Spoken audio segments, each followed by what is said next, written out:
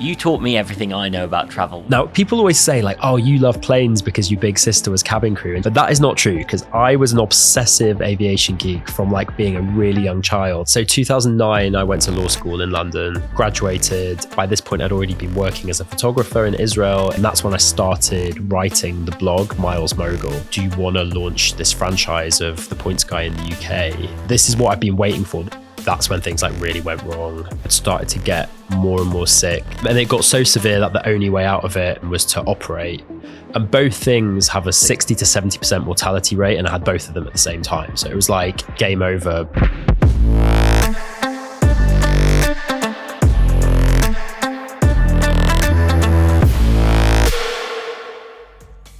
Today's guest is Nicky Kelvin, editor-at-large at The Points Guy. With a wealth of experience in the travel industry, Nicky has established himself as a trusted expert in the world of travel, air miles and points. With a knack for uncovering hidden gems and the best travel tips, Nicky has helped thousands of people learn how to travel high-end and barely spend a penny. Originally from the north of England, Nicky's career has spanned various industries, from being a lawyer at a leading US law firm to photojournalism, and now leading the growth at The Points Guy. But for Nicky, it's not been without its challenges. Leading a high-powered life whilst balancing his diagnosis with an ongoing battle with Crohn's disease. It's Nicky's hard work and determination that's found him the success he's experienced today. And now he's here to let you in on the secrets to unlocking a world of luxury travel without breaking the bank. Well, Nicky, it's so good to have you here today. How are you doing? I'm doing great. Yeah. It's great to be here. Thanks for having me. Stunning surroundings. Yeah. No, it's beautiful. Pan Pacific London, one of my favourite places. But Nicky, before we just got started today, I know we just explored your graph of life, which I do with all guests, look at highs and lows. And I guess where I want to start, as I always do, is back with your earliest childhood memory. Yes. What is it? So I actually had two that came to mind. My earliest one was me probably about 2 years old, sitting with my grandpa, my dad's dad, who died shortly after, actually. And he had these specific licorice all sorts that he loved. Okay. And it was like my job to go through the bag of licorice all sorts and like divide them out and get the ones that he really liked, which were the black and white, just the black and white ones with like licorice and the whatever fondant stuff. And feeling very proud that I'd like found the right ones and taken them to him, and he like loved it. And I don't really have any memories of him other than that, but I think that really like held on to that, and I think that's probably my earliest one. And when you see those licorice all sorts today, do you then think of him? Always. And as a kid, in the Jewish tradition, you light a candle on the Hebrew like anniversary of someone's death. Right. And when I was little, I used to put licorice all sorts around the candle. And I don't think anybody really remembered the story or knew like why I was doing that. Yeah. And then, but I still always have that association. Yeah. Now, I know you grew up up north as well, like me, but you're up in Leeds. Up north, and you're one of four. Yes. But what was life like for you growing up? Just paint the picture, set the scene for us. Yeah, so it was what you would call a pretty nice cookie cutter life. Okay. It was a very traditional Jewish community, not that religious, but was brought up in a very Jewish environment. So Judaism was always part of our lives, who we were friends with, what we did on the weekends, what we ate, our values, and the culture was like very much there all the time. My older two siblings have a different mum, but were always kind of part of my life. And I had a little sister that we're full brother and sister. But I always saw myself, once my little sister was born, as being one of four. My parents who are still together, which I feel like is often quite a rare thing these days, have a very unconventional relationship, but it was a sort of easy, happy, flowing family life. We had nannies as kids, so like we weren't like mega well off, but we lived comfortably, went on nice holidays.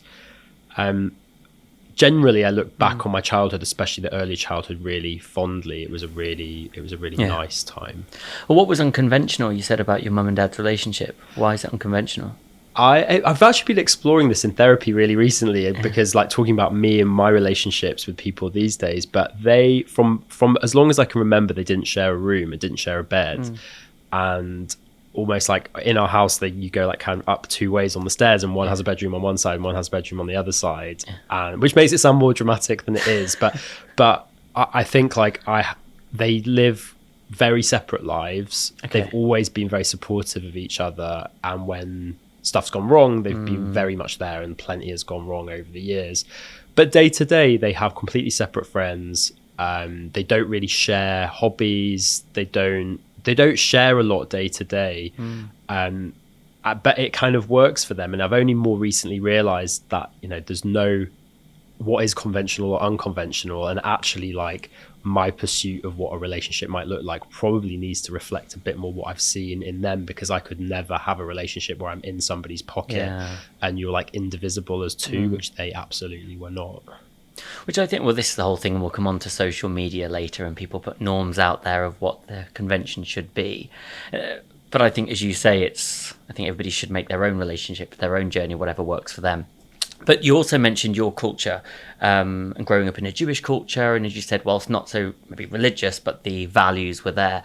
But just for people, I suppose, who don't know too much about the Jewish faith, culture, background, just let us in on some things like what happens on a Friday, for example. Yeah. So I think that traditional Judaism and values, it's so centered around family. Like family is everything. And I had a really big family in Leeds, lots and lots of cousins. Cousins are sort of almost viewed similar to siblings. We were really brought up together. My mum's actually from Middlesbrough, and she had lots of people who don't even think she's Jewish, but she actually has an even bigger family, but they're a bit more scattered, whereas my dad's family was also large, but everyone was in Leeds. We all lived within like a few minutes of each other, and it was every Jewish festival, of which there are quite a lot, and every Friday night we were all together. So Friday night, the Jewish Sabbath, it starts at on a Friday evening and goes until Saturday evening. And on Friday nights, we always gathered, we always had this dinner, always said these prayers together. But it was all about being together as a family. And interestingly, people are often shocked by this. I was never allowed out the house until I was 18 on a Friday night. So I was always at home. Wow. If my best friend who wasn't Jewish was having a birthday party, it wasn't even in question. I was at home or at another family member's house for Friday night dinner. And did you never, like, I say, rebel against that, or is it just an accepted rule? It's just not a thing. I think I enjoyed it. I loved being there. So there wasn't anything to challenge. Yeah, it was annoying sometimes. Like, I want to go and do this. But also a lot of my friends were Jewish, and a lot of my friends lived under the same, I'd say regime. It wasn't a regime. The same rules applied to a lot of my friends. So it wasn't even a thing you really wanted to challenge, at least not for me. Yeah.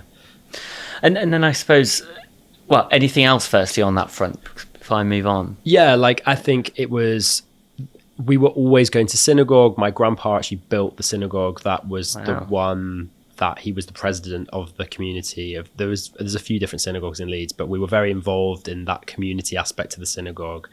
Again, I wouldn't have said I was like devout or religious, but it was a constant part of life. You know, everything was then working towards my bar mitzvah when I was 13, which is when you become a man in Judaism, and that was like a huge deal.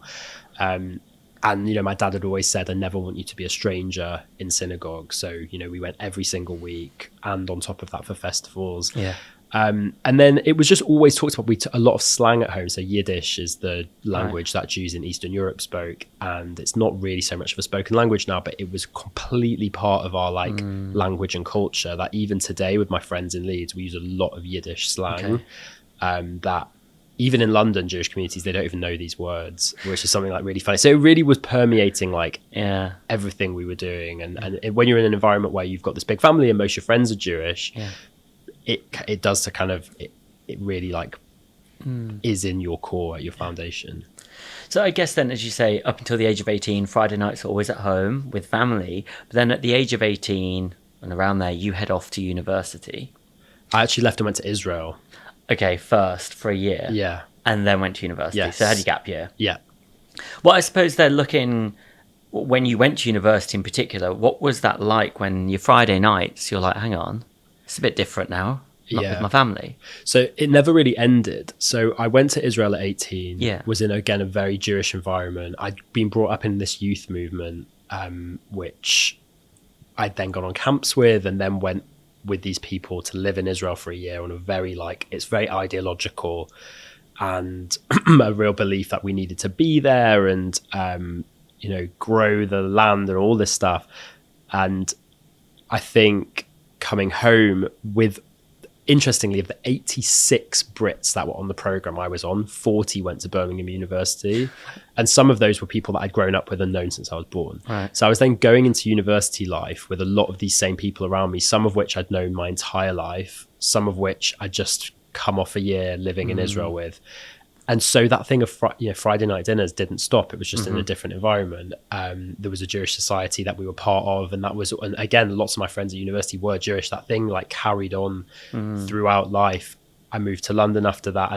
I don't want to jump ahead, but that thread keeps going. It's the same people. And actually, as I got older, I realized, if we come to talk about the gay thing, one of the reasons I think I came out very late was because there was this constant thread through my life. I never had that moment that a lot of people do, where they're like, school's over, 18, move to university, almost like new life, new friends, can reinvent if you need to. That never happened for me.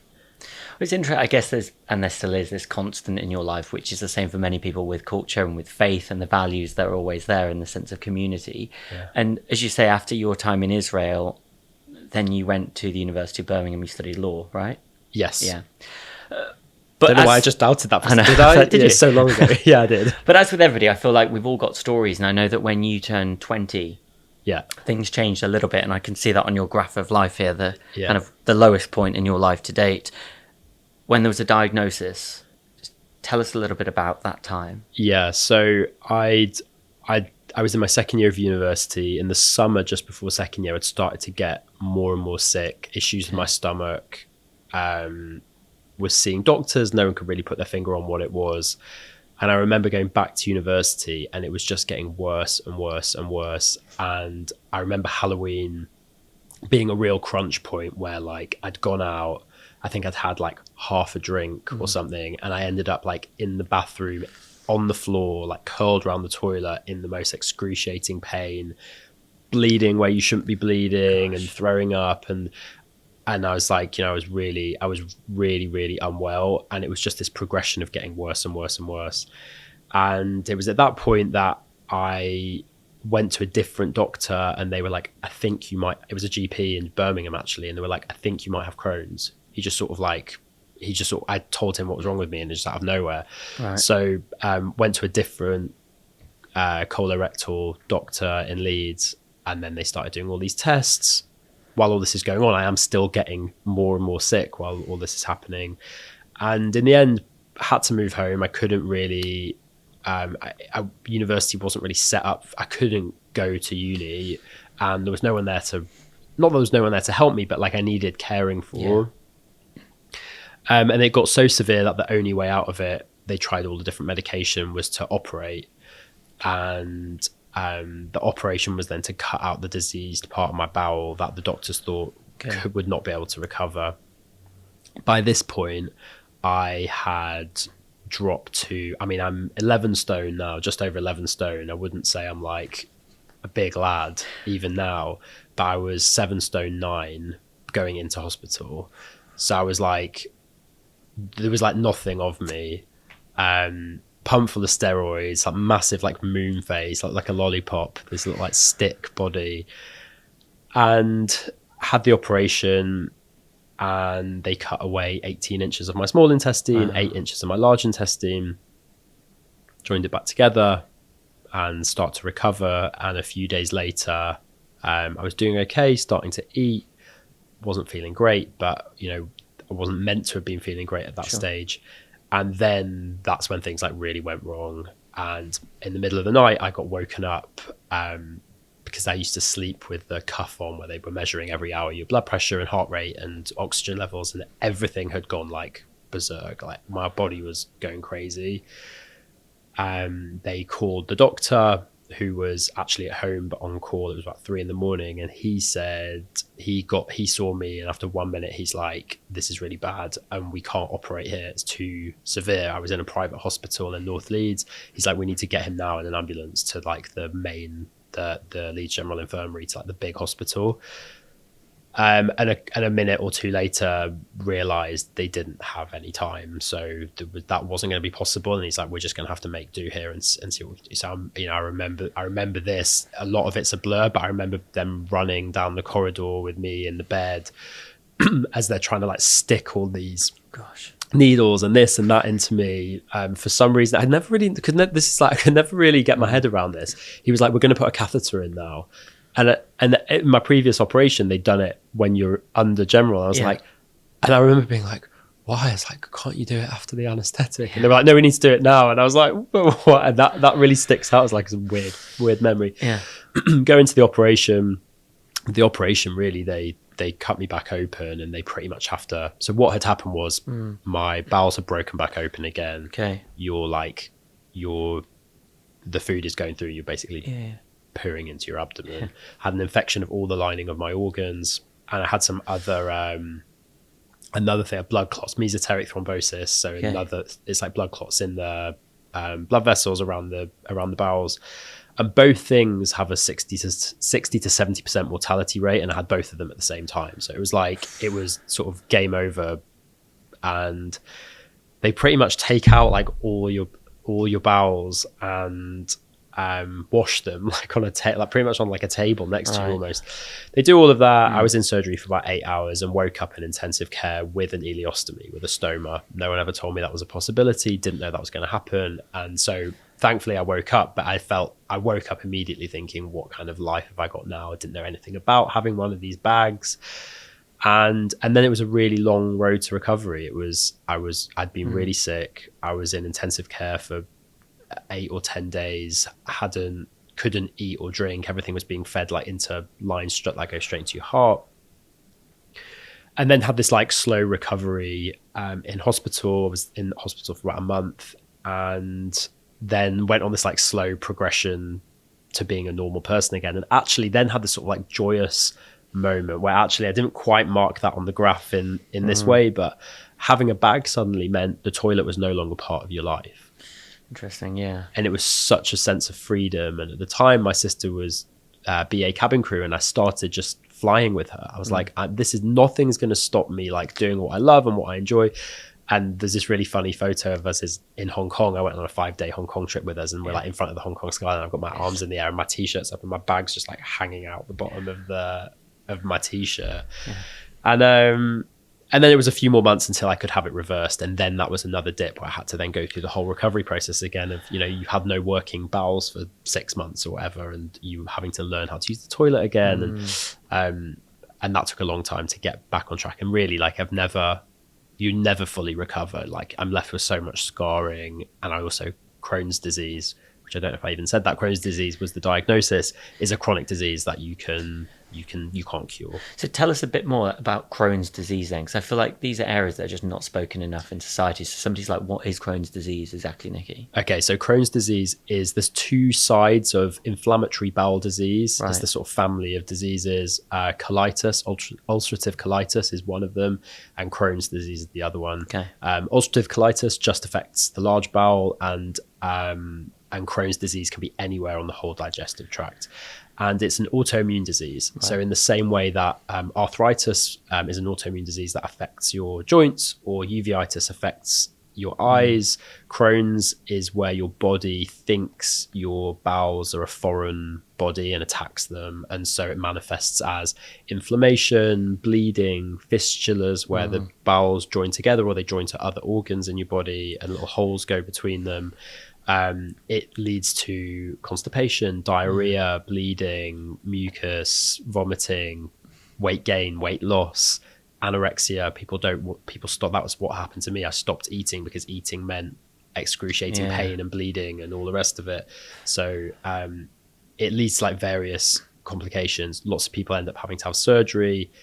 People are often heavily medicated, often on immunosuppressants is one way they treat it. I was treated with immunosuppressants for a long time, and that means you get things like shingles and tonsillitis and all these impetigo and all these other infections that your body can't fight off. So I went through years of having those things. And then knock on other things, like I now have recurring skin cancers because of those drugs that they put you on. So there's all these, like, it's an autoimmune disease at its core, but it has all these like lasting effects because of the way that they have to treat it as well. And this is obviously in your early 20s. Obviously, you live with it. As I say, we never move on from things. You move on with them, and they're part of your life today. And and thanks for sharing that, because then you said you moved home from uni. You then obviously eventually graduate from university, and then I know you got a job with a US law firm. Yes. In 2008, then you moved to London. Yeah. Because I do want to, again, I think we'll come back to health and culture throughout this as well. But you moved to London, middle of the financial crisis, I imagine, 2008. Law firm, corporate life. What was that like? Did you like it? Did you love it? And also, what was going on with your health at this point? And how was that in the corporate world? So it's funny, but where we're sitting right now, the law firm that I trained at is literally right here. It's on Bishopsgate, and it was. So the timing was. So you're almost right there. 2009, I went to law school in London. Okay. So I graduated. It was a full year I was off because of illness, and then I went back to university, graduated, and got my job, went straight to law school after I graduated in London. But because of the financial crisis, lots of law firms were trying to defer their students, defer their grads. Lots of companies were doing that. And because of what I'd been through, and because I had this adventurous spirit and I wanted to like make the most of life, I knew this was going to be like maybe not quite me. I took every opportunity that I could to extend that. So I did law school, graduated in 2010 from law school, and then took this kind of extended break until 2012. So I didn't actually start at the firm until March 2012, and had this like joyous, it was 22 months off, but I really feel like I made the most of that period. And that was actually, in here, that becomes like the next peak, really, like after finishing law school. But corporate life after coming back, corporate Nicky, what's he like? Well, I'll tell you. So this says it all. Around that time when I was at law school, I'd grown my hair. I had really long hair. It was like down to like here, and I used to wear it in a like what do they call it? They call it a cuckoo in Hebrew, man bun. Okay. And I like loved my hair. It was so good. And I remember going to the firm right there on Bishopsgate in 2009, right when we started law school, and we used to go to these little mixers and meet the partners and stuff. And someone took me to the side, and it was a woman partner. She said, "You'll have to cut that hair off before you come here." And I was like, in my head, I was like, oh, yeah, okay, like, fine, cool. Didn't even challenge it. And I was like, I need to be a serious, good little corporate boy and chop my hair off. And when I got back from this 22-month trip, the first thing I did, I got back in like mid-February, and I was starting the job in early March. And I like went to the hairdresser and had all my hair cut off.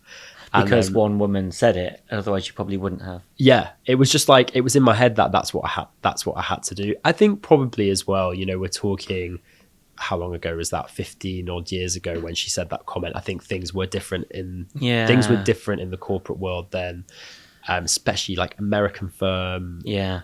That said though, because again, part of my culture on the Indian side, Sikhism, where people don't cut their hair, and so people, and I know, as you say, things have moved on. People are hopefully more mindful now.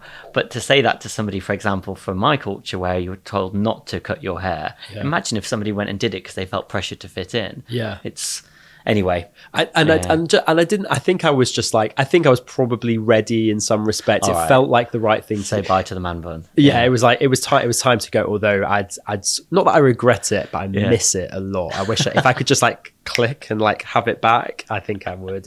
I loved it. But that corporate life was I feel very grateful to have had that experience. There were some great people there. There were some really not great people there as well. But I realized quite quickly, like, I'm going to take this opportunity and like absorb and do some cool stuff and get some amazing training. They throw everything at you at these firms in a good way, as in they spend a lot of money on you to make you good. But I knew it was never going to be me. And so you get to a stage clearly one day where you're like, right, I'm done. I'm handing in my notice. I'm moving on. It sounds like it was always in your mind that's never fully going to be Nicky. But was there a turning point when you're like, right, I'm done? So it was sort of forced upon me. Not forced upon me, that makes it sound negative. It wasn't in a bad way. So in my second seats, the way that these training contracts work in law firms, you sit in 4 different seats, 6 months each in different departments. And in the second seat, at some point at this firm, you had to go abroad to one of our foreign offices or to a client, and everybody wanted to do the foreign one. You could go to Hong Kong, Sao Paulo, New York, or Paris. I think that was probably my choices when I was there. And I was like, I've just been away for nearly 2 years. I don't need to do that. So I was like, send me on a client secondment, but I want the best client, basically. So, you know, again, I think I have this, I'm very open. I like to chat to people. I like to befriend people. I find it easy to make connections. That's what and I love that part of me, and I love doing that in my life. And, you know, it's just like buddies with the grad team or whatever. And they sent me to EMI Records. That was, in my eyes, the best client secondment you could have done. Other people were doing more, you know, they were going to big tech, pharma, whatever, like EMI Records vibe. Yeah. So went there in my second seat. So I was only 6 months in, and very quickly realized there was another way you could be a lawyer. Super cool, super chill, interesting work, working with creative people. I was very I was creative. By this point, I'd already been working as a photographer in Israel in that 22-month period, as a photojournalist for a news agency. I'd been exploring photography more. It was just like, it was just interesting to be in this place where you were being a real professional, but you were in a very creative environment. Yeah. I loved that. And so when I qualified, they wanted to keep me at the firm, and but they didn't have a place in anywhere interesting. And so they tried to force me into, they were like, we have a job in construction or insurance law. And I was like, what? I was like, I've never even sat there. Why would you even take me? Like, you must be desperate, like to want people that haven't even practiced that kind of law before. And at that time, I went out to all my different connections. EMI had been bought by Universal Records, Universal Music, and I ended up getting a few different offers at different, like one at Channel 4, one at Universal, one at Sony Music Publishing, so different options. But the record label was the one, and that was my supervisor from my secondment. He offered me the job. And, you know, I didn't really have to interview. It was just like he needed a number 2. Yeah. And I went in, and that's how I ended up kind of sort of switching over permanently to this more creative side of law. And so you flip over there, as you say, from the corporate feeling to be more creative. But then eventually you leave any corporate world or large organization to go into more of the world of travel. Yes. Which many people will know you for, and it's kind of how we first connected, and you've taught me so much. I'm going to get onto those tips in a little moment. But was there a tipping point or a moment again when you like, do you know what, I'm going to go into this world of travel? Had it been bubbling because your sister was cabin crew? Yeah. Who unlocked this passion in you? Okay, so it was one of the big reasons how I got into this world was my sister. Yeah. Now, people always say like, oh, you love planes because your big sister was cabin crew, and she actually worked at Leeds Bradford Airport before that, since she was like in her early 20s. But that is not true, because I was an obsessive aviation geek from like being a really young child, and she was scared of planes. She was scared of flying. So I was like, this was not her. However, I took full advantage of her being cabin crew, and actually my little sister was too young and my brother was too old in the period she was doing her best flying. So I used to fly all around the world with her. I did unbelievable stuff, and not just like got to go to cool places, but things like she'd pick me up when she flew out of Leeds, and after school, and I'd like go to Gatwick and back and sit in the cockpit the whole way. Wow. This is before 9/11. Like, just do amazing stuff. Anyway, she got married, had kids, and ruined my life because she took me off her concessions. So I needed to find another way to keep traveling like that, and I found points and miles and credit cards, and that was how I kind of got into that world. And when I got sent on that first secondment, when I was at the law firm, I had more time on my hands, and that's when I started writing the blog Miles Mogul. That was like kind of my original brand. And so that's how I started, and again started meeting people. I started doing these masterclass talks. This is back in 2012. And through that got to know Brian Kelly, who was the original points guy. He just saw that like this kid was just doing this thing in the UK. He was just a lawyer, but he was out there like doing these talks, and started doing Instagram and started making these little videos. And then a friend of mine said, let's do videos properly. He had a production company at the time, and we started to do these YouTube things that got me noticed even more.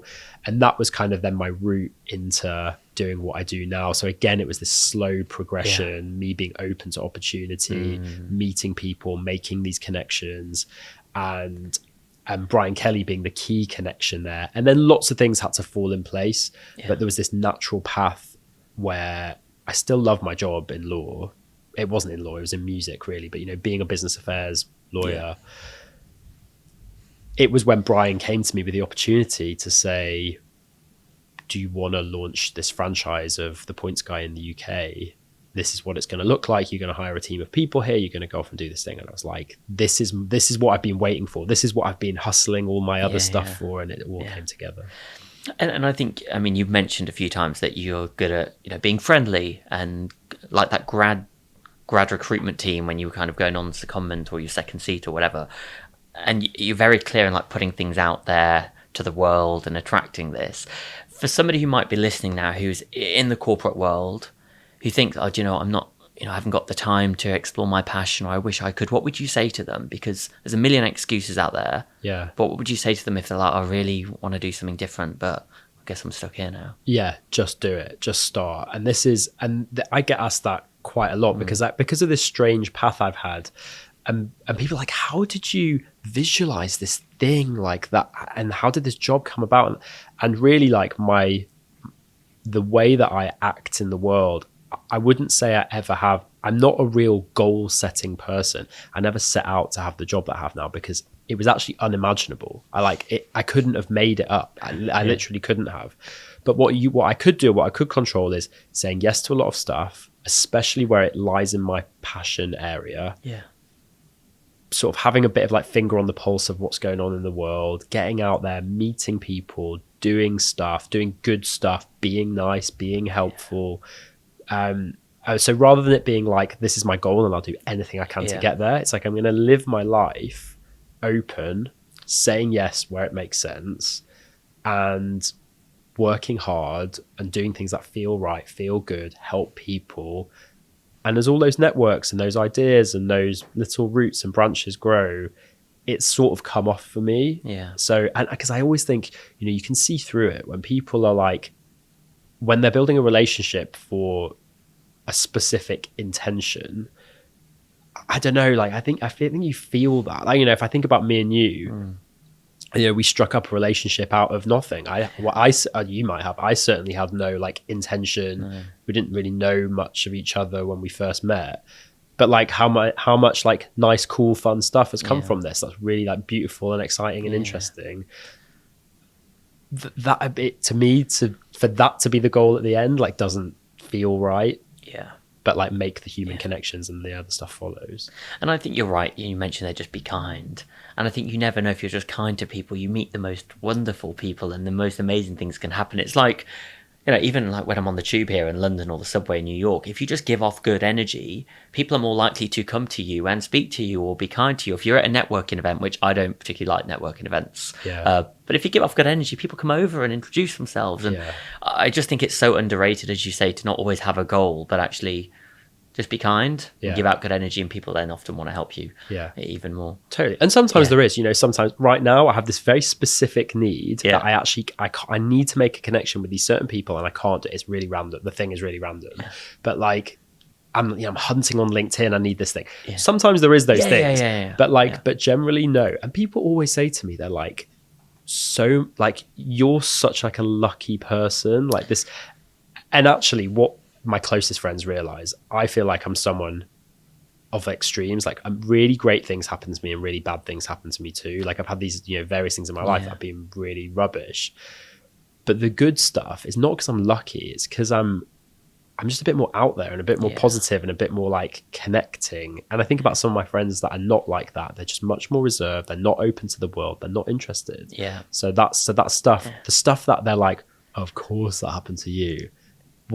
That's only when you like putting yourself out there that stuff happens. Well, one thing I love about you is that you kind of, I'm not saying you don't care, but in a world where so many conform to society, I remember some video you were on a boat with your mate, is it Sam or something? I don't even know what you two were doing, but you were filming clearly on a private boat of a hotel you were staying with. Yeah. And just having fun. Yeah. And like not caring too much to put yourself out there. Yeah. I don't know. Like, again, if people are listening thinking, oh, but Nicky, I'm a bit like, I try to fit in. What would you say to them to like give them a bit of confidence? I know I'm putting you on the spot here, but I mean, just to like, I think what I can be is a bit of a people pleaser sometimes, and I like people to like me. That's not to say that I've created some like false me in order to like get there, but that is like, I do maybe enjoy or thrive in that a little bit. But in terms of like caring what people think, in terms of like not conforming or being different, really that's been a journey, because I spent until I was 30, I didn't come out until I was 30, so I spent most of my time there publicly desperately trying to conform, especially in relation to my sexuality. And so maybe actually that was an avenue in other aspects of my life to be slightly less conventional. I used to travel to crazy places then, less so now because I don't have the time, but there was almost a thing like, oh, we're like a crazy guy, like going to like these mad places. And I did love it, but I also loved being able to tell people like, well, I went to North Korea, or I went to Mongolia, or I went to Tibet, and people are like, being like, oh my God. But I think this is like, I think maybe I retained some of that stuff. And once I came out and could really be my true self, I probably like carried that thing with me where like, I just don't really care about conforming or doing what everybody else is doing. Which I think is great. As you say, it's like a weight lifter. You mentioned about yourself coming out of just, you're just being you, your authentic self. And then it kind of makes life a lot easier. Now, I've got quite a few questions when it comes to travel, because I deliberately haven't gone there yet. Now, you taught me everything I know about travel. Well, you started it off. I think we were round the corner at Members Club at one point, and this world of points and everything just kind of blew my mind. And I thought, why have I been paying full price? Why have I not been fully aware of it?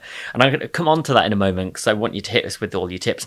But a few questions for you, really. How many countries have you visited now? Have you been like tracking them? I do track them. To give you the accurate number, I'd have to have a look, but I think it's 89. Okay, nice.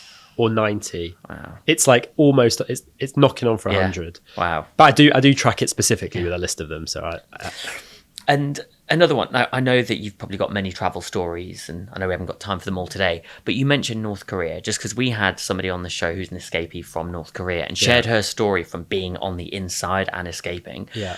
I guess just in short, what was it like for you as a Westerner, foreigner going in?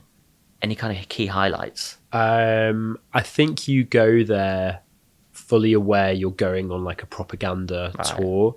I don't think I would go today. I think I went in 2010. Okay. It was Kim Jong-il days. I think the regime was a little bit calmer. That's not saying a lot, but like it was, I think it feels a lot more volatile there now. So what I didn't have was this sense of like anything could happen to me and I might not be safe. It didn't quite feel like that. There was a more regular flow of tours, but it was the most mind-blowingly fascinating place. You had to just submit to the fact that everything was propaganda. You were watched all the time. You were not allowed to go anywhere by yourself ever. Were you scared? No, it didn't feel scary. It felt safe. Right. But it felt you knew everything was a show. But that was what you go. That's almost what you go for. But we got these little flashes of reality when we drove from town to town or city to city or whatever, and you saw people. I remember seeing people just like in the middle of the road, picking like the grass and eating it, and like things like that. It's really sad. I wouldn't say I'm ashamed of going there. It was amazing to go there, but like I'm not proud of the fact that I went on like a government sponsored tour actually. So yeah, glad that I went, but not proud of it, if that makes sense. It was incredible. I have stories from other places in the world that are like crazy things that happened to me that were like felt very dangerous. I felt very unsafe. But that was not an experience that I had in North Korea. And I think to your point, as you say, not to feel ashamed of going there, but I think it's important for everybody to do their research, and like even watching the show with Ji-hun Park, to get first-hand experience of somebody who's grown up there and lived there. It's important to get all views, I suppose. But going back to your travel a little bit, because I've got lots of questions for you. Like, we're going to start generic. Okay. Because like general top 3 tips, Nicky, that like I feel like you're like, Jan, these are the most basic things. But people who are like, do you know what? Let's imagine, I don't know, Deborah or Sue's watching this now. And she's like, I really want to get into all this point stuff. Yeah. Where do I start? What are 3 things that you're like, come on, get the basics in check? Okay. So we're talking basics of points and miles Anything, and loyalty. travel. Well, So- let's talk points and miles, because right. this is stuff that like anybody can do. Right. And we'll give 3 things. So one is probably the easiest one that everybody is doing: supermarkets. So you're shopping at major supermarkets. Most of them have loyalty schemes, and you can, just by swiping your card, you can earn the points. Now you should always, so as a general thing, any retailer, if they've got a loyalty scheme, just sign up to it. It's always free and earn the points. But with the supermarkets, 2 of the major ones in the UK, they transfer into air miles at quite lucrative rates. Nice. So that's one. That's Okay. just happening in the background. Just do it. Right. And if you don't use it for that, you'll use the points for something else, but you will get something for nothing. Number 2 is online shopping portals. Now, this is one where you can earn huge amounts of air miles. Most of the airlines have them actually, and you can just click through to the normal retailers that you shop with online, and you can earn multiples of points, 5, 6, 7, 8, 9, 10 points per pound. You can earn so many and just be reaching this like kind of free flights much faster. You can also use cashback sites. Lots of people use these cashback sites. Similar concept. You're either taking your sort of reward as cash or points, but the cashback sites. And the third one is credit cards. Now, the caveat here is like credit cards are not for everybody. Unless you're going to pay off these cards in full on time every month, they're just not great. Yeah. But if you can be sensible with your spending and putting all of your spending day to day on a rewards earning credit card, you'll be racking up so many points, and so many of these cards have other extra benefits that can make your travel so much better. Got it. So got those tips. Now, when we look at hotels, are there any tips, hacks here? Yeah, absolutely. I mean, hotel loyalty is something that can be really rewarding. So if you're loyal to a specific hotel group, it really pays benefits. I mean, I've been doing this for ages. I'm loyal to one specific brand mostly at the moment. And through that, I can get early check-in, late checkout. I get extra bonus points. I usually get looked after with things like free breakfast and upgrades. And it just, if you're traveling a lot, it makes things much better. Now, even if you're traveling quite infrequently, my cousin has just been in Dubai and is part of this same thing. And they've started to reap rewards even from that 1 or 2 family holidays a year. But the other thing, which is like my big tip, this is a bit more generic, is like looking out for discount codes. Like, I think people forget that whatever price you see on websites, compare different websites for whatever you're trying to book. Have a little Google for discount codes, because often you can get an extra 5 or 10% off. My best friend last night was about to book something in Abu Dhabi, and on this hotel he was booking, I just went and looked at a sort of site that searches all the different sites in one, and we found it like 30% cheaper than what he'd found it elsewhere. So I think being open, don't just go to the same provider every time.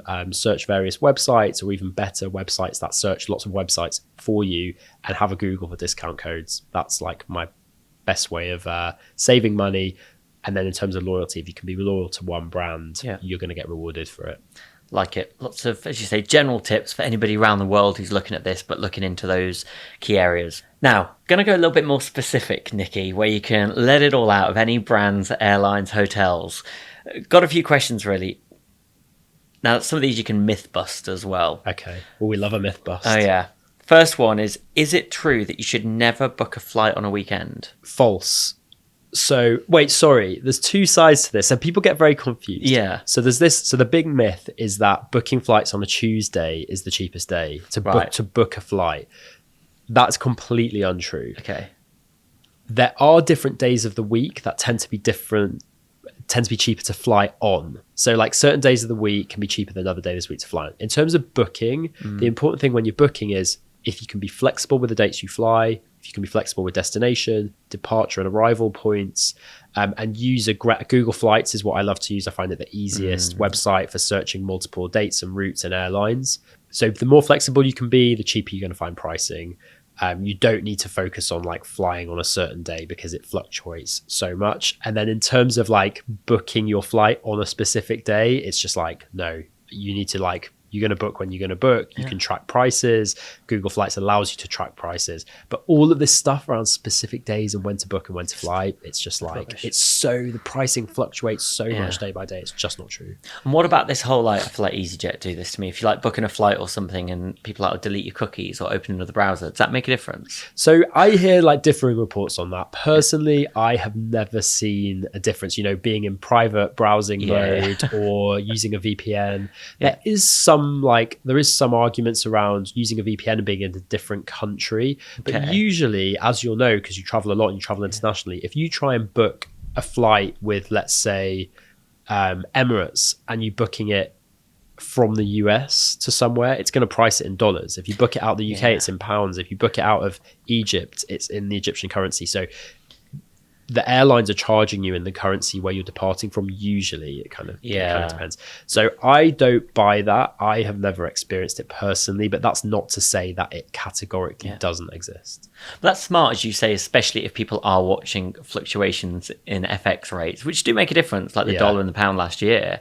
If you are strategic in it, you can kind of save a little bit of money depending on the outbound or where you're booking it from as well. Yeah. Well, the big hack, the big tip here is there's two things. First of all, get a credit card or a method of payment where you're paying little or no fees on foreign transactions. So that's super important, because then you're losing out usually on 3% odd. Yeah.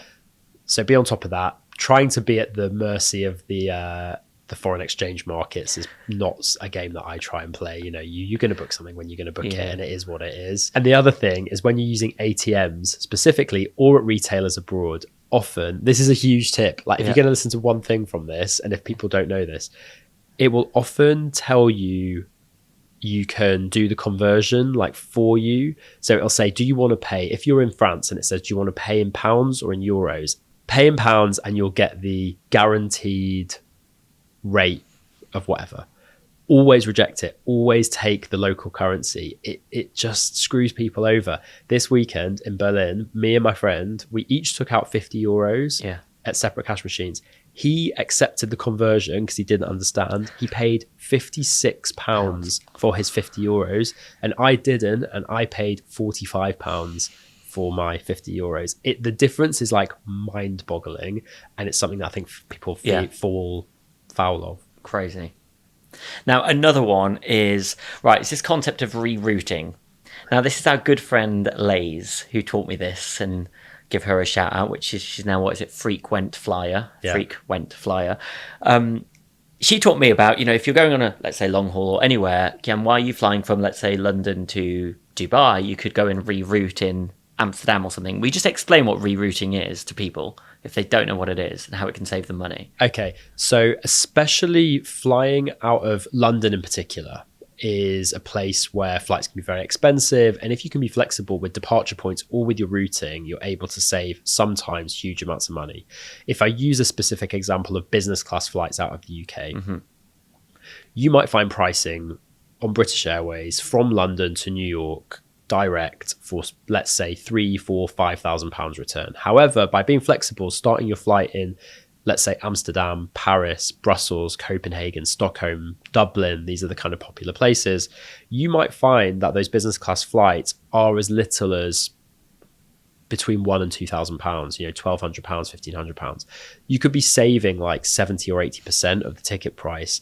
Sometimes that might be a direct flight itself. It could be a KLM flight from Amsterdam to New York, but oftentimes it's actually a British Airways flight that starts in Dublin, stops in London, and you're picking up the same flight from London to New York as you were before. Now, of course, you need to get yourself to Dublin. If you miss your flight from Dublin to London, the whole ticket cancels, so you can't. You need to be there in good time. But for a lot of people, the saving, if you're bringing a ticket price down from £4,000 to £1,300, you're saving so much money that the hotel you might need to get in Dublin and the flights to get there is like totally worth it. And you're earning more points because you're adding in an extra leg. So you're earning more tier points, more Avios in the case of British Airways. And you can just on the return flight then get off in London if you've got cabin baggage only.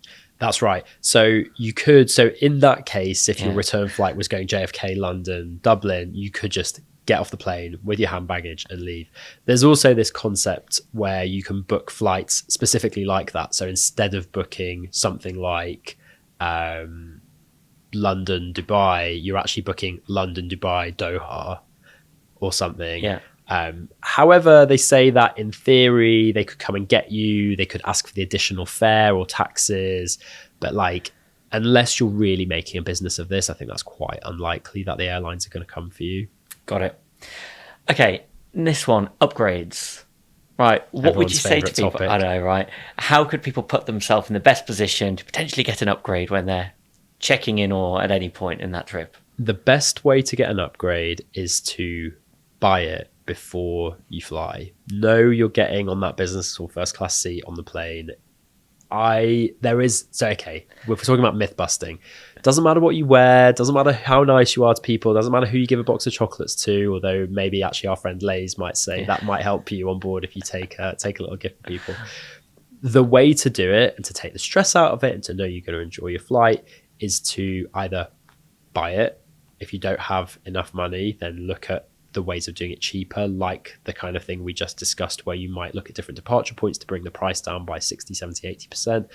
Or my favorite way, you earn air miles through the various ways of earning them and you're just booking the flight that you want.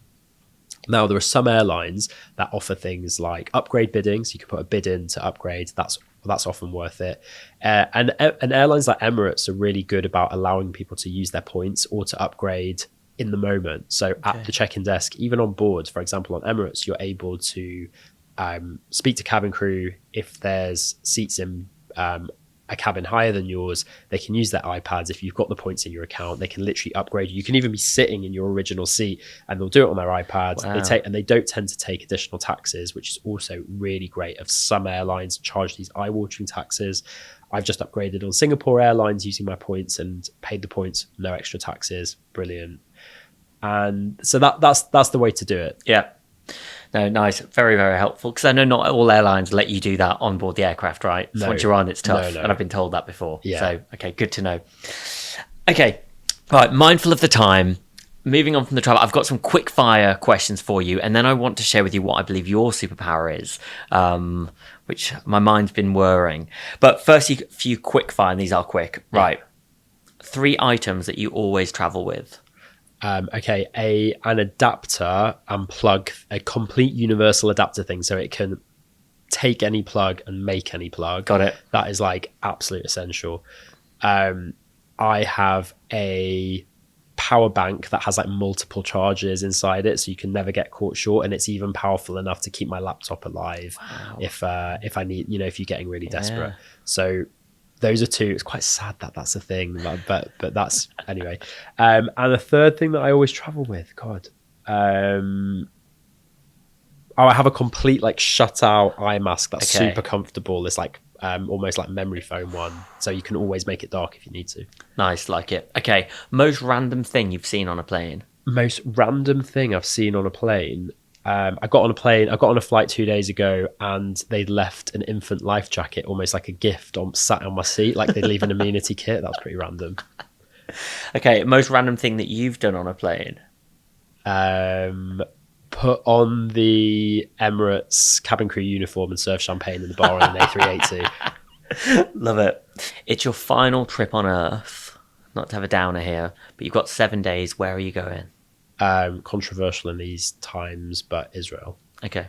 It means a lot to you. So you love your heritage. Right. And finally, Nicky, you can have an unlimited supply of one thing for the rest of your life. What would you like? The first thing that came to mind was Avios, but it was not totally not that.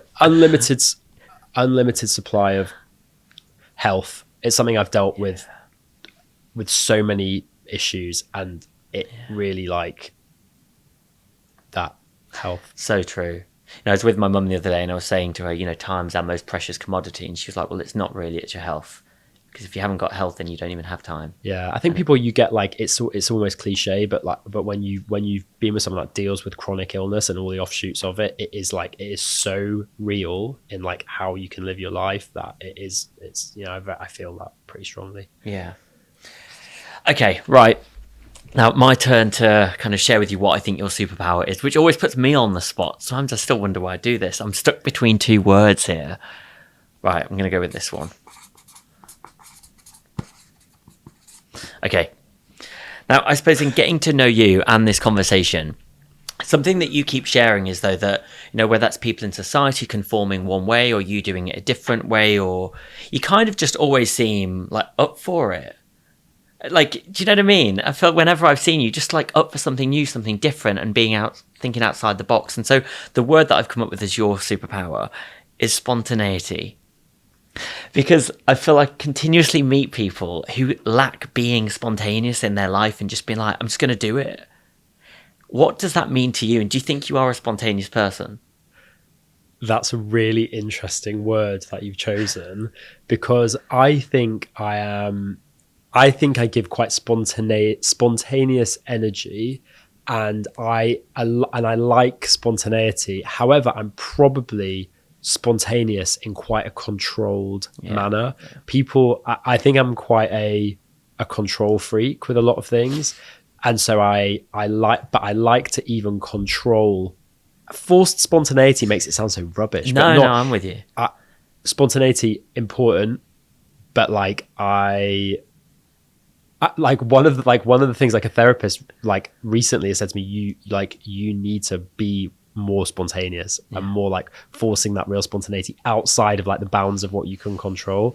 So I think I'm very spontaneous. Some of the things I do are like, and I'm definitely up for it, is like a good one of like just doing things and experiencing things, but within my boundaries. But this is really a goal for me that I want to, or I know I said I don't really have goals, but I want to be more like this, to be able to let go, because I stress about, is this the perfect type of spontaneity? That's the kind of thing I would stress about. So it's a really interesting one that you've done. But I like it. And I think like in getting to know you, I feel all of us in life, as you said, I'm very organized like you as well, and things are all controlled. But it is good to have that kind of spontaneous outlook in, even if it is, I've got an hour for a coffee with a friend, but you can make that kind of fun and spontaneous and talk about different topics or go to different places. You're the type of person that would be like, nah, let's not do it there. Let's go and have that coffee outside, or let's go and put on an Emirates outfit and serve champagne. Like, a lot of people aren't like that.